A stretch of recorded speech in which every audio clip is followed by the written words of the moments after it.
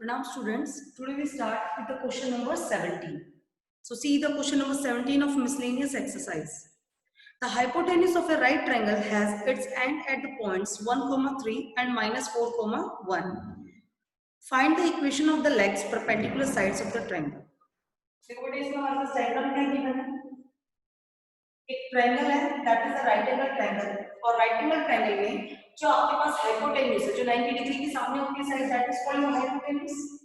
ये जो हाइपोटेन्यूज है, इसके दोनों एंड्स के पॉइंट्स हमारे पास गिवन है, दैट इज 1, 3 और minus 4, A, B, C. Find the equation of the legs perpendicular sides of the triangle. तो यहां से हमारे पास ये 90 डिग्री है, हाइपोटेन्यूज क्या हो गया? AC हो गया हमारा। ये angle B is equal to 90। इतनी इंफॉर्मेशन हमारे पास है। अब देखिए बेटा, अगर हम इस लाइन की बात करेंगे परपेंडिकुलर लेग्स, तो ये दोनों, इन दोनों की बात करेंगे, तो जब आप इसकी बात करेंगे तो ये वाला पॉइंट इस BC लाइन के ऊपर भी है, सेम ऐसे ही A पॉइंट है वो AB लाइन के ऊपर भी है, लेकिन हमारे पास इनके स्लोप गिवन नहीं है। तो let M be the slope of the line. तो हम क्या ले लेते हैं? M स्लोप ले लेते हैं इसका। Let M be the slope of line. कौन सी लाइन? AB। अगर AB लाइन का स्लोप आपके पास क्या है? M, तो बेटे इक्वेशन क्या हो जाएगी? इक्वेशन ऑफ लाइन AB, जो किसके पॉइंट्स हमारे पास क्या? 1, 3 y minus y1 is equal to m x minus x। और अभी हमारे पास m की हमारे पास कोई भी इंफॉर्मेशन नहीं है, m क्या है। ऐसे ही जब अगर इसका स्लोप m है तो BC का स्लोप क्या हो जाएगा? यहाँ पर आप ये भी बता सकते हैं, and slope of BC, and slope of BC। Slope of BC क्या हो जाएगा? माइनस का 1/n। क्यों? क्योंकि दोनों की दोनों लाइन आपस के क्या है? Perpendicular. And if the lines are perpendicular, उस केस में हम क्या बोलेंगे कि अगर ये परपेंडिकुलर है तो दोनों की स्लोप की मल्टीप्लाई -1 है। अगर ये m है तो इसकी ऑटोमेटिक क्या हो जाएगी? माइनस का 1/n। तो ये तो आ गया हमारे पास equation of line AB। Same ऐसे ही बेटा हम किसकी इक्वेशन निकाल लेंगे? Equation of line BC। बताओ BC क्या हो जाएगा हमारे पास? y minus 1 is equal to minus 1/n x plus 4। m की इंफॉर्मेशन हमारे पास है नहीं, ये देखो यहां तक हो गया बेटे, ये हो गया। अब इसमें हम पर्टिकुलर केस ले सकते हैं, जैसे फॉर एग्जांपल फर्स्ट लाइन की अगर हम बात करें, इसको थोड़ा सॉल्व करके मैं लिख देती हूँ यहीं के नीचे। इसको सॉल्व कर लो, क्या आ जाएगा? mx माइनस का y, mx माइनस y, और इसको भी इधर ले लेंगे तो ये हो जाएगा हमारे पास +3 माइनस का m is equal to 0 first case. और इसको अगर सॉल्व करेंगे तो बेटा m इधर आएगा, ये माइनस इधर आएगा, x इधर आ जाएगा प्लस का m/, ये इधर है आपके पास माइनस का m, -4 इधर आके क्या हो जाएगा? प्लस का 4। ये दो रिक्वायर्ड इक्वेशन हमारी निकल के आई है जो हमने सॉल्व की है। अब इन दोनों को सॉल्व करने के बाद बेटा अगर परपेंडिकुलर है तो स्लोप हम लोग लेके चल रहे इसका 0। अगर m की वैल्यू 0 ले लें, देखो यहाँ पर m की वैल्यू क्या ले लें हम? 0। if m is equal to 0, m0 x is equal to क्या आ जाएगा? -4। m की वैल्यू अगर हम 0 लेते हैं तो उस केस में x की वैल्यू क्या आएगी? -4। सेम ऐसे ही इसमें अगर आप m की वैल्यू 0 लो तो y की वैल्यू क्या आ जाएगी? ये 1 इक्वेशन, ये 2, तो इक्वेशन 2 में तो ये रिजल्ट दिया, और इक्वेशन 1 है m की वैल्यू 0 और बेटा y is equal to 3। तो दोनों इक्वेशन निकाल दी हमने। अगर m को हम 0 लेते हैं तो ये हमारे पास आ जाएगा इस इक्वेशन से x -4 और इस इक्वेशन से y इज इक्वल टू 3, पहला केस। अब दूसरा देखिए बेटा, विजिबल है आपको?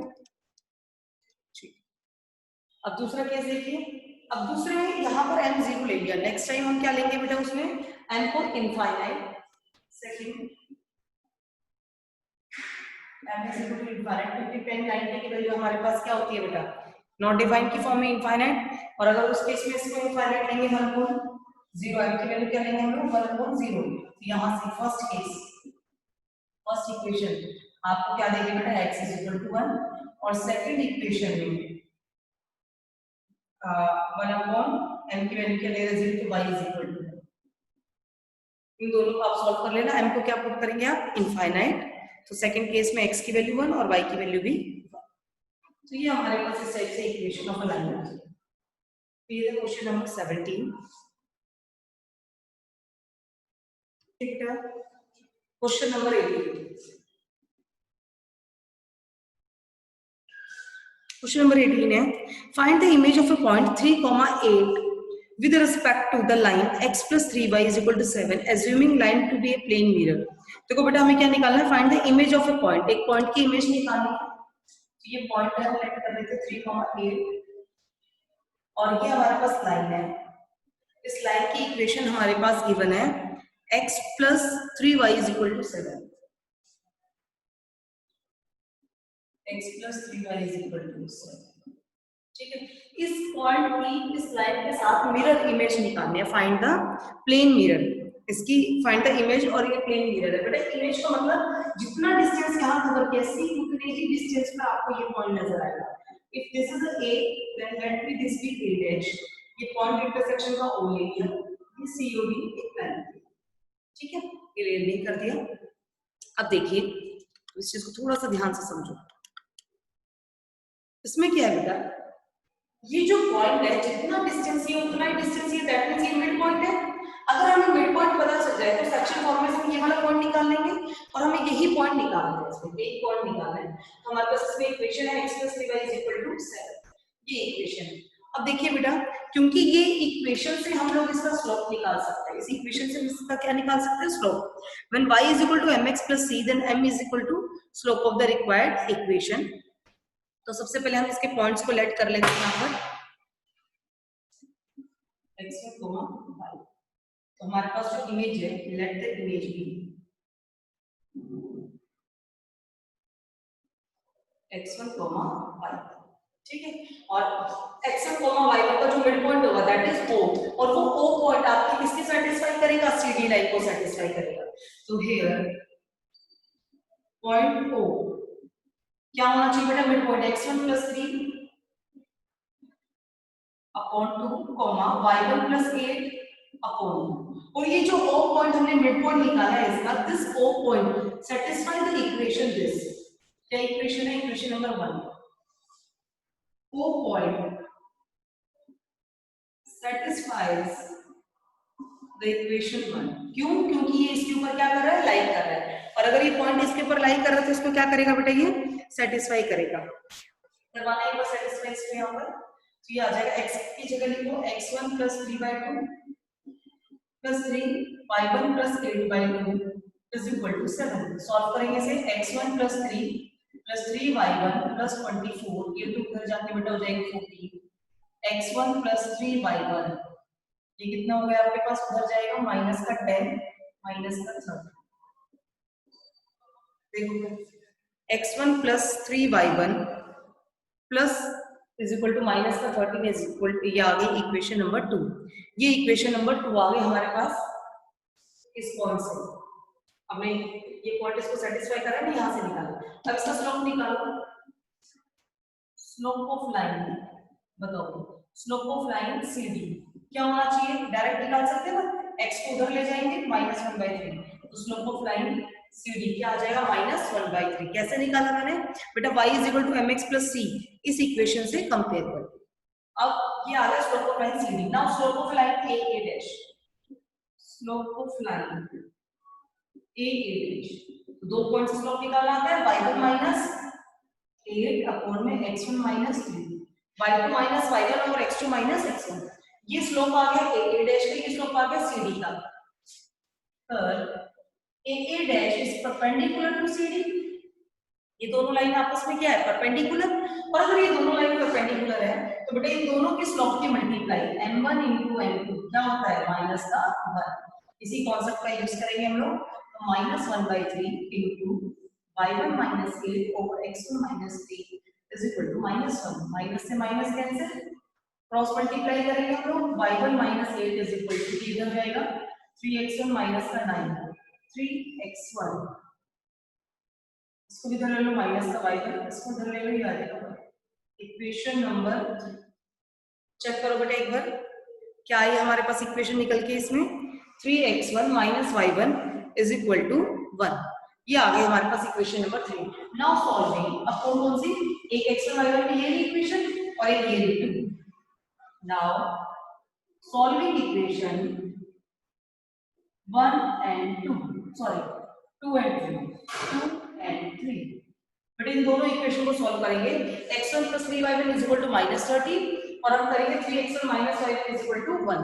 जब हम इन दोनों इक्वेशंस को सॉल्व करेंगे तो by solving these two linear equation we get the value of x1 and y1 and x1 and y1 are the our final result। ये तो हमारी इक्वेशन इसकी, यही हमें निकालना है। तो इन दोनों को सॉल्व करो आप लोग फटाफट से। ये देखो 3x1 minus y1 is equal to 1 और x1 plus 3y1 is equal to -30। Substitution elimination जो भी आपको सही लगे, तो इस ऊपर वाली इक्वेशन को 3 से मल्टीप्लाई कर रही हूं मैं डायरेक्ट, यहां करी 3 3, देखो ये कैंसिल आउट हो गया। 10x1 is equal to -10, x1 की वैल्यू आ गई बेटा -1 और x1 की वैल्यू अगर यहां -1 हम रखें तो ये हमारे पास आ जाएगा 3y1 is equal to minus minus plus minus का 12, तो y1 की वैल्यू आ जाएगी हमारे पास -4। देखो यहाँ पर x1 की वैल्यू क्या आ रही है -1 और y1 की वैल्यू क्या आ रही है बेटा -4। तो क्या पूछा था हमसे, इमेज ऑफ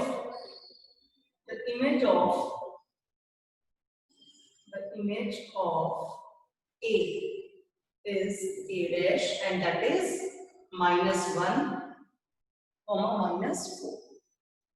ठीक है, ये हमारा final result -1, -4। So this is our question number 18.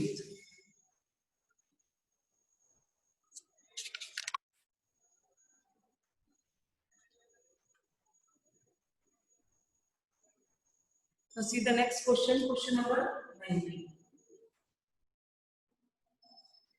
ये है हमारे पास, if the lines y is equal to 3x plus 1 and 2y is equal to x plus 3, दो लाइन की इक्वेशन बेटा y is equal to 3x plus 1 and 2y is equal to x plus 3 are equally inclined means equal angle बना रहा है किसके साथ, y is equal to mx plus 4 के साथ।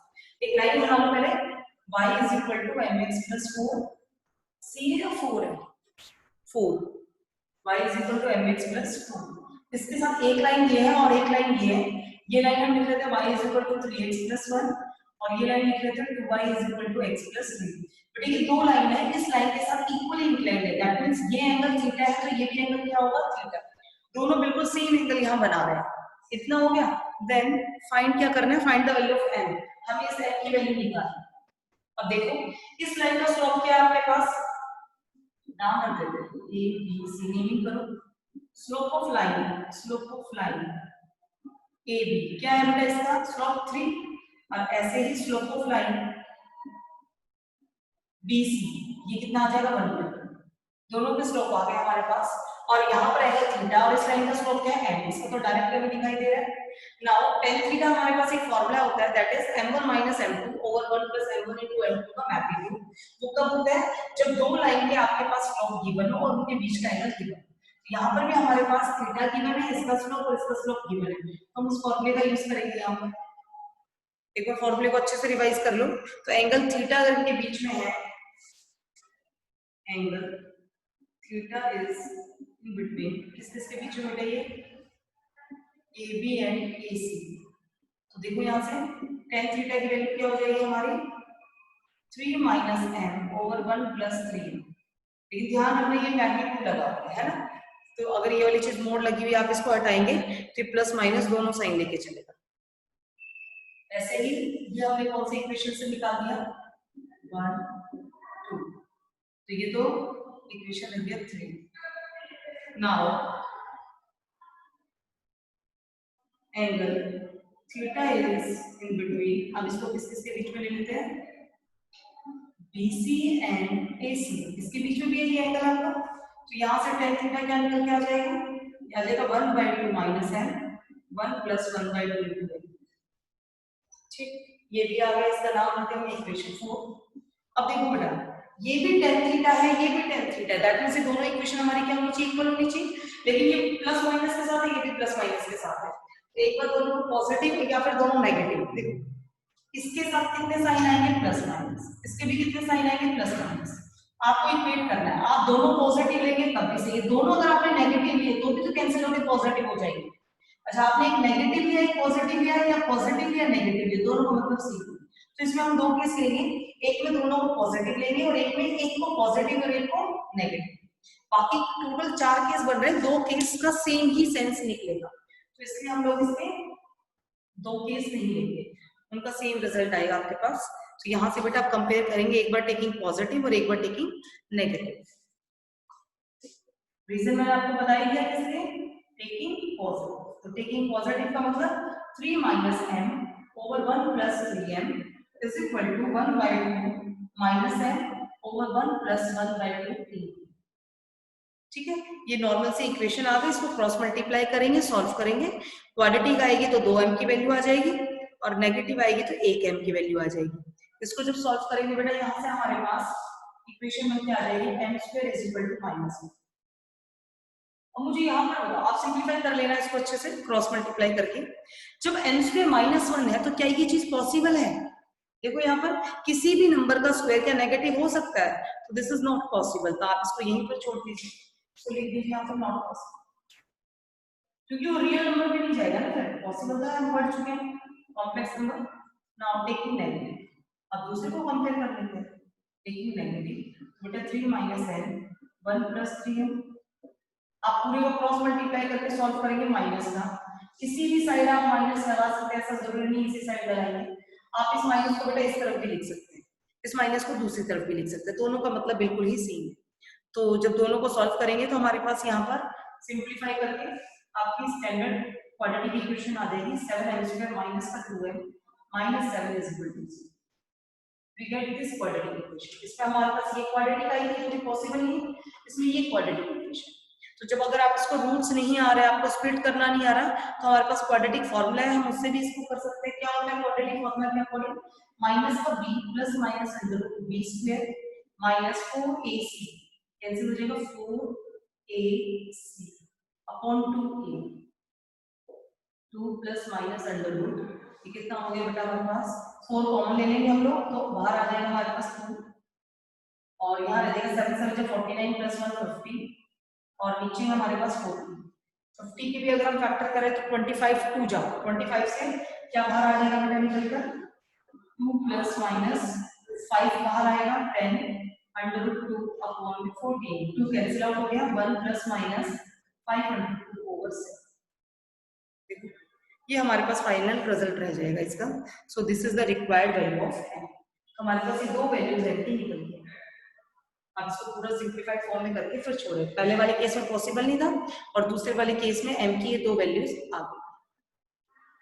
Now see the next question, question number 20, that is if the sum of the perpendicular distance of a variable point pxy from the line x plus y minus 5 0, एक equation कौन सी बेटा p point से distance की बात कर रहा है, p point या pxy इस पॉइंट से और एक पर्टिकुलर लाइन है जिसका distance x plus y minus 5 is equal to 0। तो ये लाइन है हमारे पास,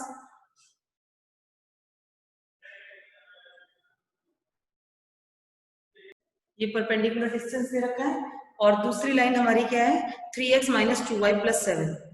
एक और लाइन है बेटा जिसपे ये परपेंडिकुलर, ये फॉर एग्जांपल लाइन ऐसे जा रही है 3x plus 2y minus 7 is equal to 0। ये दो लाइंस के ऊपर परपेंडिकुलर डिस्टेंस हमारे पास गिवन है, तो let this distance be p1 and this be p2।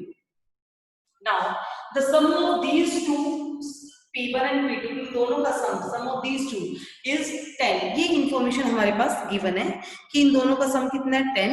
Then show that p must move on a line, we have to show that p must move on these lines.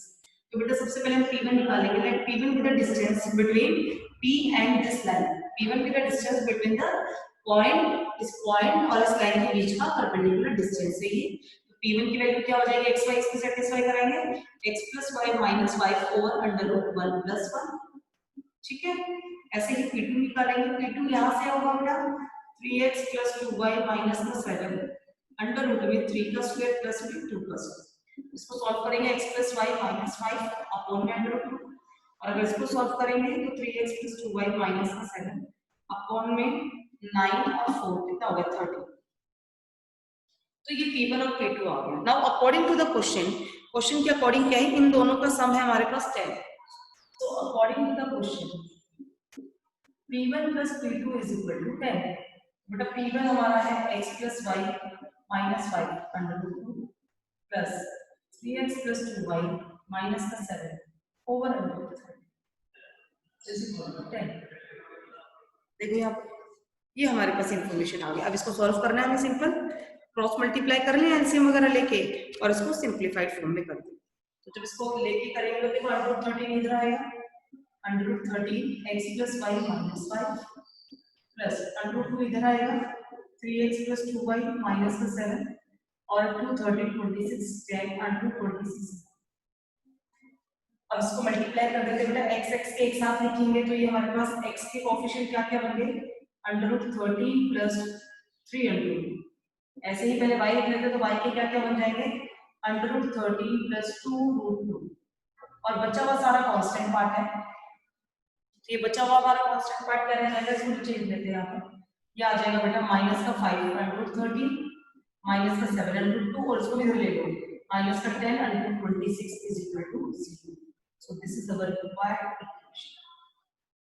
किसकी equation आ गई हमारी, इसकी जो given है इसकी required equation आ गई। तो hence P moves on a line.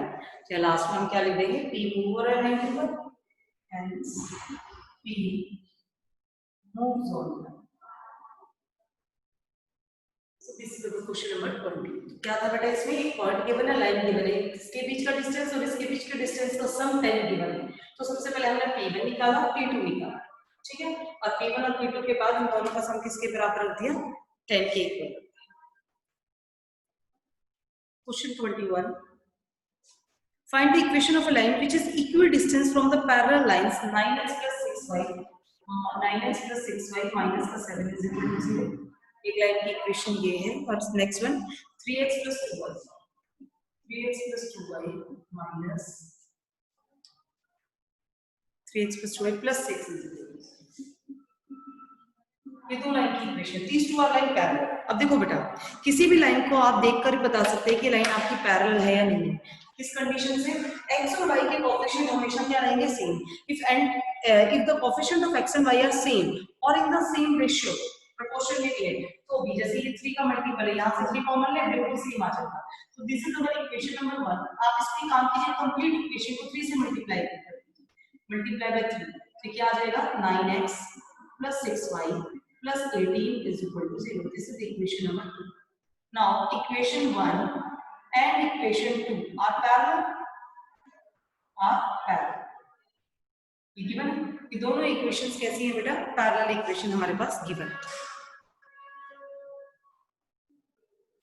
अब देखिए बेटा, ये दोनों लाइन हमारी पैरेलल है and now we have to find the distance in between this line।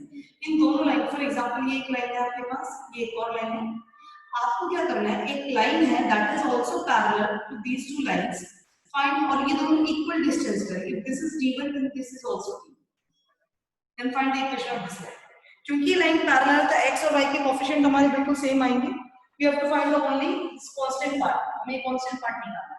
अब देखो बेटा, सबसे पहले हम इसको लेट कर लेते हैं, इस इक्वेशन को क्या करेंगे, लेट द इक्वेशन। कैसी होगी बेटा ये लाइन इक्वेशन, ये होगी 9x + 6y + c की फॉर्म में and you have to find the value of this c। इस c की वैल्यू हमें निकालनी है। अब यहाँ से हमारे पास इस लाइन और इस लाइन, दो पैरेलल लाइंस के बीच का डिस्टेंस क्या होता है, d = c1 - c2 √a² + b²। ये फॉर्मूला देखो बेटा, यहाँ से d डिस्टेंस हमारा क्या आ जाएगा, इन दोनों से ले c - 7 √, में 9 का स्क्वायर + 6 का स्क्वायर 81 + 36।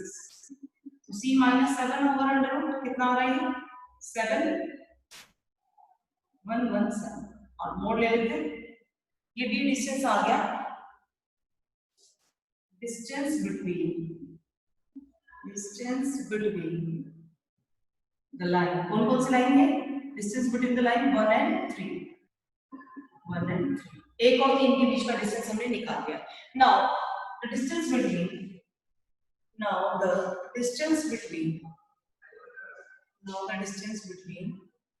इक्वेशन 1 हम सॉल्व कर चुके हैं, 2 एंड 3। अब कौन सी इक्वेशन लेंगे हम? 2 and 3। Now solving this two equations, equation 2 is 9x + 6y + 18। इन दोनों के बीच का डिस्टेंस, बेटा ये डिस्टेंस भी आपका अगेन सेम ही रहेगा, बोथ आर d। अगर आप d लेके चल रहे हैं, डिस्टेंस को d1 ले रहे हैं, बता दो यहां से d लिख रहे हैं। और दूसरी इक्वेशन है 9x + 6y + c = 0। तो यहाँ से d डिस्टेंस आ जाएगा c - 18 ओवर √9² + 6²। c - 18 आप मोड़ लेके चले क्योंकि ये कांस्टेंट पार्ट है, √ में 1/7। ये आ गया d distance. Now this is our equation number 4 and this is equation number 5।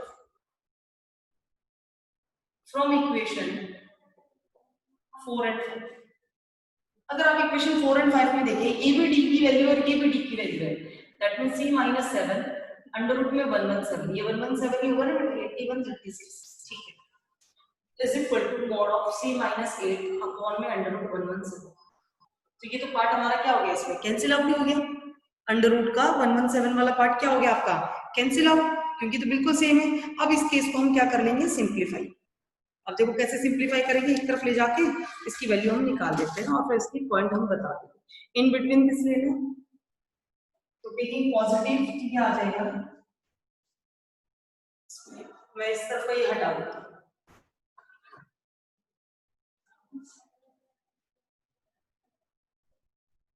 तो ये हो जाएगा बेटा c - 7 = c - 8। यही है ना दोनों वैल्यूज हमारे पास, देखो ध्यान से, c - 7 c - 8। now see the c - 7 c - 8। अच्छा यहाँ से तो कैंसिल ही हो जाएगा बेटा।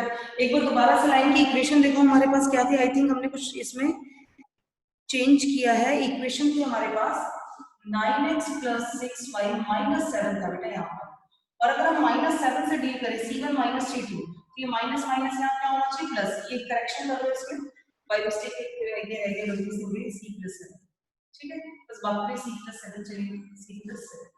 अब अगर हम दोनों केस में पॉजिटिव लेते हैं तो c से c आपका कैंसिल हो जाएगा, तो पॉसिबल नहीं है। तो यहाँ पर हमें लिया c + 7 और इसके लिए माइनस ऑफ c - 8, तो जगह c + 7 = -c + का 8।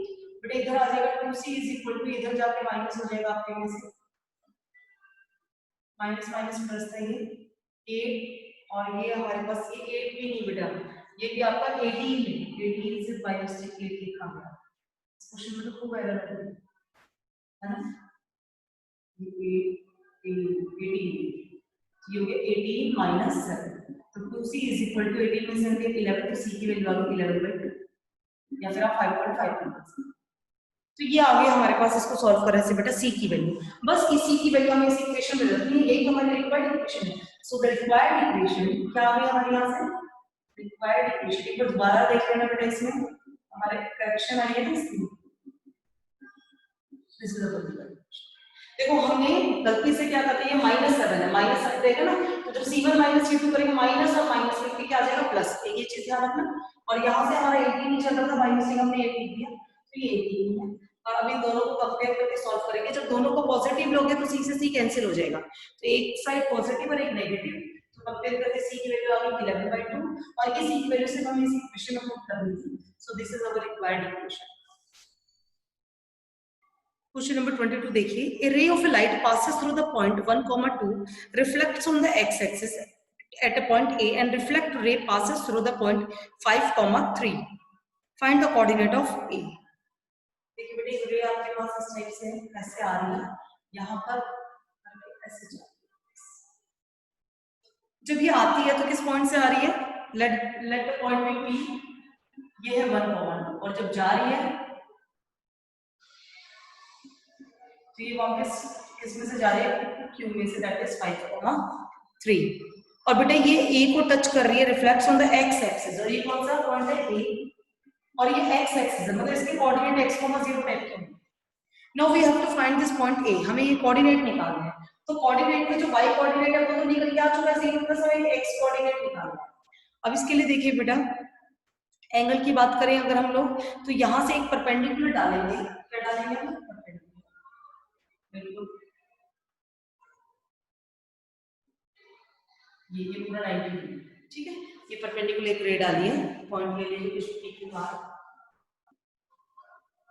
अब एक चीज देखो, इसमें थोड़ा सा फिजिक्स यूज हो रहा है। क्या कह रहा है, angle of incidence and angle of reflection हम पढ़ चुके हैं, दैट आर इक्वल। ये बेटा ये साइंस का टॉपिक थोड़ा सा है, angle of incidence is equal to always angle of reflection, है ना। जितने एंगल से आता है उतने एंगल से रिफ्लेक्ट होके जाता है, तो angle of incidence is equal to angle of reflection. तो ये बराबर है, तो यहाँ से देखो कौन कौन सा एंगल बराबर हो जाएगा आपका। ये एंगल पी के आर कितने से आया, ये angle P A R is equal to angle Q A R. देखो ये दोनों एंगल आपके इक्वल होने चाहिए ना, angle P A R is equal to angle Q A R. अभी पास हो रहा है इस पॉइंट से, ये पास हो रहा है पी P1 पी से, और ये पास हो रहा है हमारा क्यू से। ये सारी इंफॉर्मेशन हमारे पास है। अब इतनी इंफॉर्मेशन के बाद देखो अब क्या करेंगे हम, ये भी तो बता सकते हैं अगर ये एंगल बराबर है तो this implies angle Q A N, angle Q A N बराबर होगा एंगल पी ए एन। देखो यहाँ पर होनी चाहिए चीज, एंगल रिफ्लेक्ट होकर जा रहा है, ये एंगल इस एंगल के बराबर होंगे। अच्छा क्यू ए एन बराबर है पी ए एन। अब मैं इसको लेट करती हूँ एंगल थीटा, तो ये एंगल भी कितना हो जाएगा थीटा, ठीक है, पॉजिटिव एक्सिस से। तो अगर हम स्लोप बात करें, slope of A Q line की स्लोप की बात कर रहे हैं, तो दैट इज tan थीटा। ये क्या है बेटा, tan theta positive x axis से जो एंगल बना रहा है, और दो पॉइंट से भी हम स्लोप निकाल सकते हैं। वो क्या होगा 3 - 0 over 5 - 6। तो ये तो हमारी वैल्यू आ गई स्लोप ऑफ ए क्यू से। अब बेटा इसी में हम निकालते हैं नेक्स्ट स्लोप ऑफ पी। अब पी ए का देखो यहाँ से, ये रहा पी ए का स्लोप। अगर हम देखें तो इसको ये वाला एंगल चाहिए, अगर ये एंगल थीटा है तो ये एंगल कितना रह गया 180 माइनस थीटा, रहेगा ही नहीं रहेगा भाई, इतना थीटा है तो कंप्लीट 180 माइनस थीटा, तो ये रह गया 10 180 माइनस थीटा। और इन दो पॉइंट से भी हम निकालेंगे y2 माइनस y1 और x2 minus x1, 2 - 0 over 1 - 6।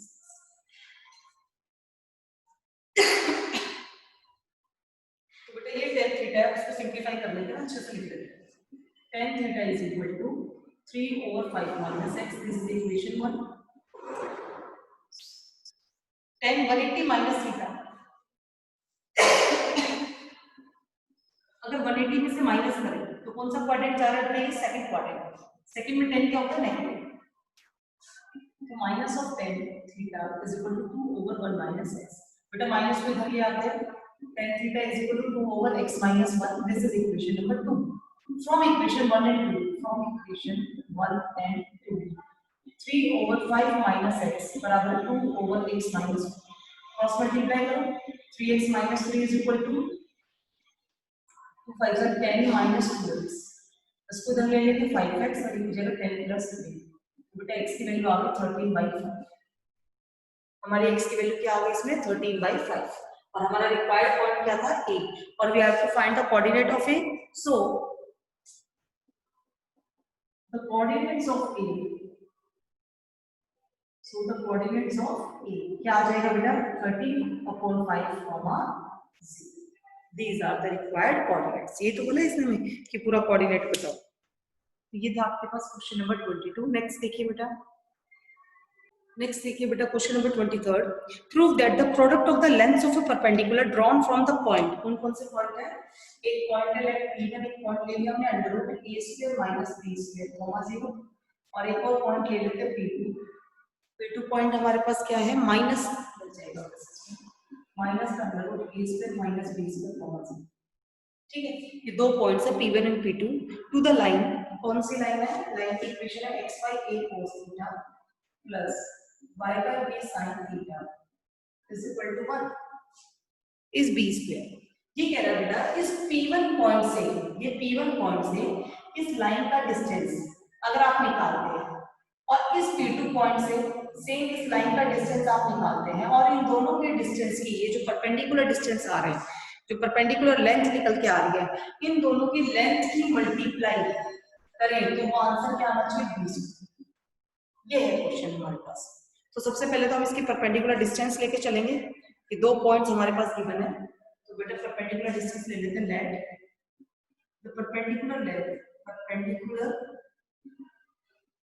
length b d1 and d2 respectively, ठीक है, दोनों के हिसाब से मैंने लिख दिया। तो यहाँ से तो d1 क्या हो जाएगा, इस पॉइंट से इस पॉइंट का डिस्टेंस, इसमें सेटिस्फाई करेंगे हम लोग। कैसे निकालते हैं दो पॉइंट्स के बीच का डिस्टेंस, उसमें हम लोग पॉइंट्स को पुट कर देंगे x और y की जगह, अपॉन में मैग्नीट्यूड का square a square plus b square, ये रहेगा बेटा इसमें हमारे पास।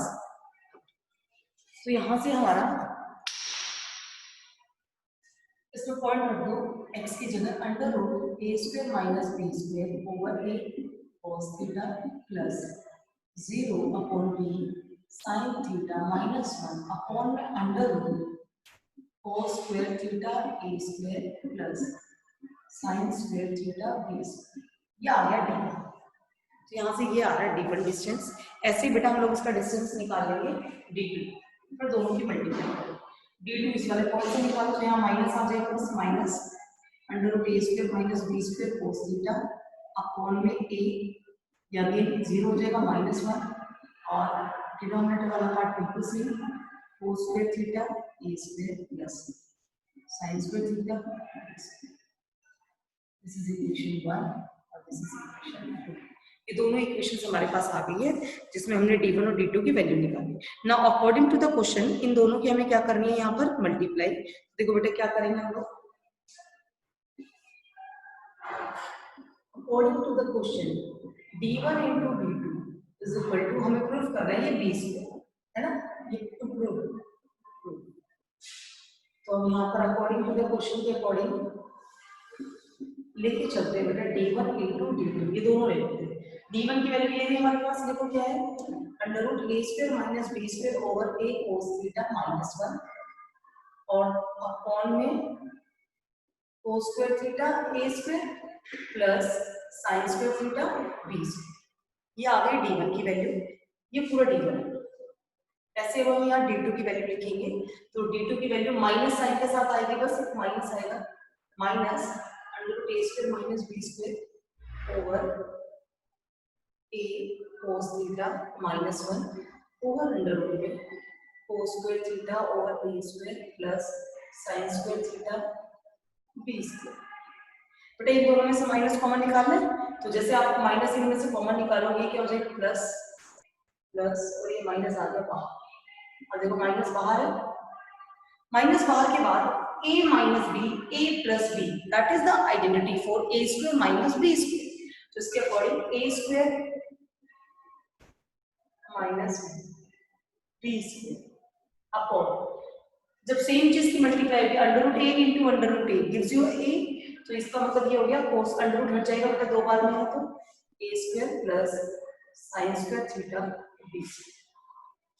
यहाँ तक देखो, यहाँ तक देखकर बताओ किसी को बच्चे को कोई डाउट है इसमें? क्या किया बेटा, सिंप्लीफाइड फॉर्म में लिखा हमने, d1 और d2 की क्या कर दी हमने यहाँ पर मल्टीप्लाई। अब इसका एलसीएम लेके जस्ट इसको सॉल्व करेंगे हम लोग। तो देखो इसको एलसीएम लेकर थोड़ा सा इसी साइड लिख लेते हैं, ये क्या आ जाएगा, a स्क्वायर इधर हो जाएगा, a square cos square theta minus का b square cos square theta minus का a स्क्वायर। अब नीचे क्या है, एलसीएम लेंगे, a स्क्वायर इनटू या बेटा b स्क्वायर के साथ तो cos square theta plus a square के साथ sin स्क्वायर थीटा, और ये ऊपर चला गया a स्क्वायर b स्क्वायर, और एक माइनस साइन भी था वो मैं यहाँ लिख दिया, विजिबल है इतना?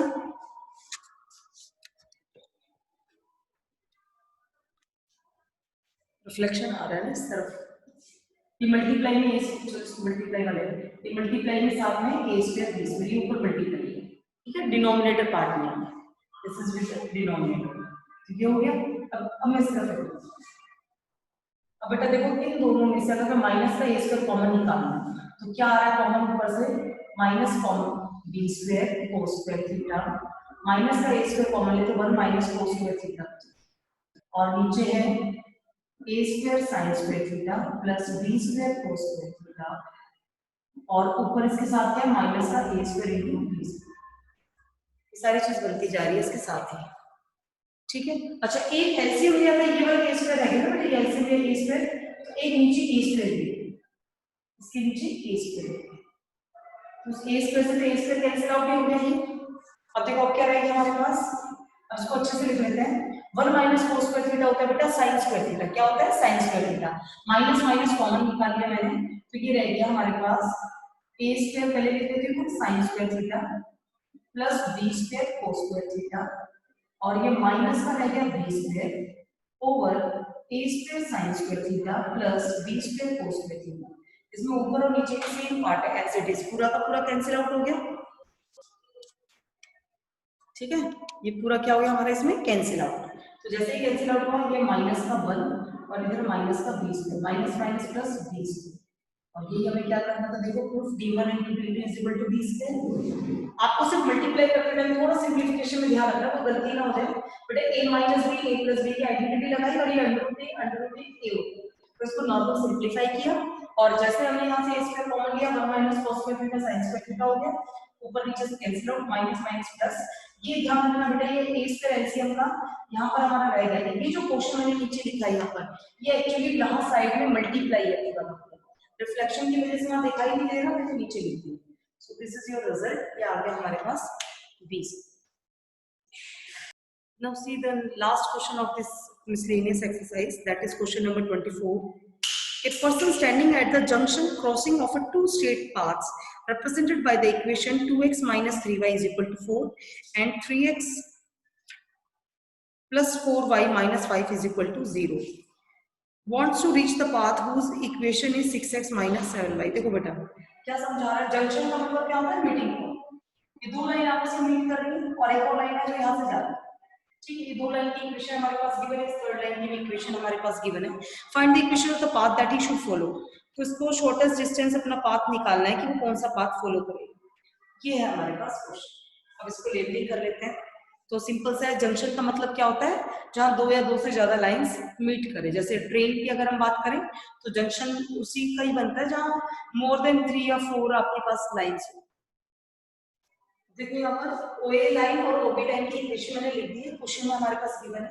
तो सबसे पहले हम क्या करते हैं बेटा, ये OA लाइन और OB लाइन एक पॉइंट है कि उस Q पॉइंट पर मीट कर रही है, तो हम सबसे पहले सॉरी O पॉइंट पर मीट कर रही है, तो हम सबसे पहले ये O पॉइंट निकाल लेते हैं। और सॉल्विंग इक्वेशन 1 एंड 2, अब 1 एंड 2 को सॉल्व करें और x और y की वैल्यू निकालें। ठीक है, हमें x और y की वैल्यू बतानी है। तो 1 और 2 को इक्वेशन सॉल्व करने के लिए आपके पास फिर 2-3 मेथड्स, आप किसी भी मेथड से यूज कर सकते हैं इसका। तो इसको जब सॉल्व करेंगे तो बेटा x की वैल्यू आ रही है 31/17, y की वैल्यू आ जाएगी 2/17। तो ये पॉइंट हमारे पास आ गया 31/17 और -2/17। ये जो पॉइंट है आपका, दिस इज पॉइंट, ये इन दोनों का इंटरसेक्शन पॉइंट है। अब हमें इस लाइन का इक्वेशन ऑफ लाइन AB भी गिवन है, इक्वेशन ऑफ लाइन की क्या गिवन है, ये भी बुक में गिवन है। ये बेटा ये लाइन की इक्वेशन है हमारे पास 6x - 7y, 6x - 7y + 8 = 0। ये इस लाइन की इक्वेशन है हमारे पास। इस लाइन से और इस पॉइंट से हमें मिनिमम डिस्टेंस निकालना है, दैट मींस ये शॉर्टेस्ट डिस्टेंस निकालना है जो कि परपेंडिकुलर है।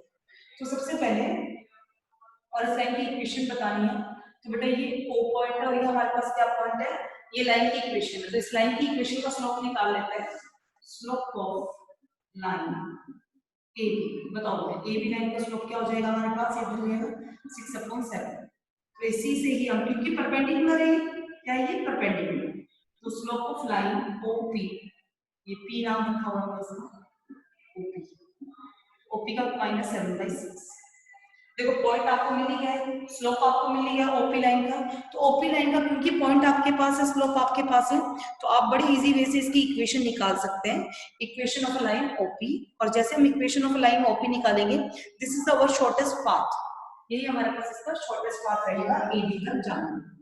तो अब सबसे पहले हम सॉल्व करते हैं इक्वेशन ऑफ लाइन OP। क्या होगा बेटा, y - y1 माइनस का 2/17 is equal to slope x - x1। इसको सॉल्व करो